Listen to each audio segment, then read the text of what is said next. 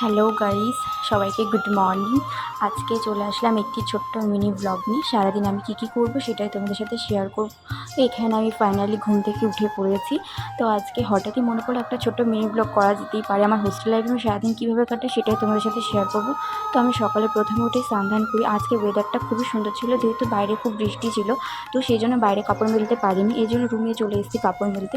তো এখানে রুমে আমি কাপড়টা মেলছি আর তারপরে রেডি হয়ে নেবো কলেজে যাওয়ার জন্য। এই যে গাইস, আমার কলেজের ড্রেস এটাই, শাড়ি যেহেতু আমি ডিলিট করছি, তোমরা কে জানো আমি জানি না, তবু আমি তাই জন্য রেডি হয়েছি। আর এদিকে তারপর আমার ফ্রেন্ড, আমার রুমমেট আর কি, এদিকে সুমন আর এদিকে আছে পিঙ্কি। তারপরে সামনের রুম থেকে মাধুরী এসেছিলো, তো এই যে আমার মাধুরী। তারপরে গাইস চলে যাব এখন ফাইনালি ক্লাসরুমে। মানে আমার 3 তলায় থাকি আমি, আর আমার ক্লাসরুম হচ্ছে 1 তলাতে।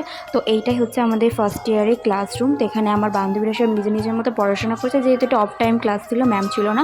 তো তারপরে ফাইনালি ম্যাম চলে এসেছিলো আমাদের ক্লাস নিতে, তো সেই জন্য সেই জায়গাটুকু আর ভিডিও করতে পারিনি। তারপর আমাদের 12:30টার দিকে লাঞ্চ থাকে, তার জন্য লাঞ্চ করতে চলে গিয়েছিলাম।